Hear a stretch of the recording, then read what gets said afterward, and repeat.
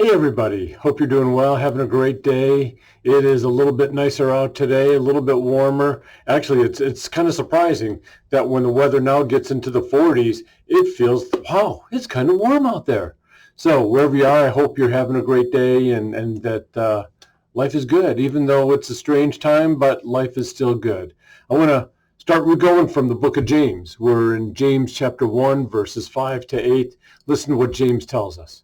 If any of you lacks wisdom, let him ask God, who gives generously to all without reproach, and it will be given him. But let him ask in faith, with no doubting. For the one who doubts is like a wave of the sea that is driven and tossed by the wind. For that person must not suppose that he will receive anything from the Lord. He is a double-minded man, unstable in all his ways.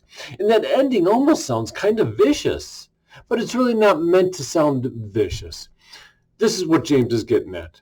If you lack wisdom, ask God. Now there's a difference between knowledge and wisdom. And most of us have experienced it personally, and we've seen it in others, and we're pretty aware of when we don't see it in someone. Someone could have all the knowledge of the world. They could be the smartest person. But you ever notice that some people, as smart as they might be, have no common sense? They don't know right from wrong. They don't know what to do or what not to do. James is talking about wisdom. Wisdom, which is a gift from God that helps us to discern right from wrong, that helps us to take that knowledge and to be able to apply it. That's what James is getting at. So ask God, and God gives generously to all. He's not going to put you down for asking. He's going to give it to you. He wants to give it to you. But ask it in faith. Ask it without doubting. Because when you doubt, you're vacillating between following what God is offering and following the ways of the world. And that's why James says to ask in faith, ask trusting that what you are asking God is what is right and that God will provide for you. Sometimes we pray and we say, oh, Lord, help me with this. And then we come up with another idea and then we say, oh, wait a minute, God, hold on. Let me try to get it done my way as opposed to your way. Then if it doesn't work, I'll come back to you again, Lord. And he says, when you ask that way, don't expect to receive because you're doubting. You're kind of challenging God, testing God, saying, I don't know if you can do this for me, God, so let me try it myself.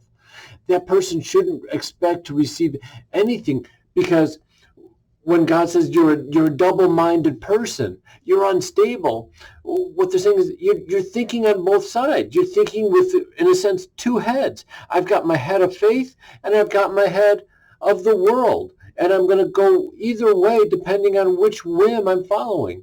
And that's what James means, that you're unstable in all your ways, because you're not following the Lord. You're tossed about like the sand in the sea.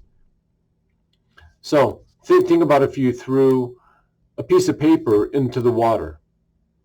The water is just going to move it wherever it wants to go. And that's kind of what happens in our lives when we're following the ways of the world. We get pushed and pulled in ways that we know we shouldn't be going in. So, some common sense there from James. James is a book filled with common sense of application of how to live life. And that's the first one today, and we'll look at another one from chapter 1 tomorrow as well. Have a great night, and God bless you.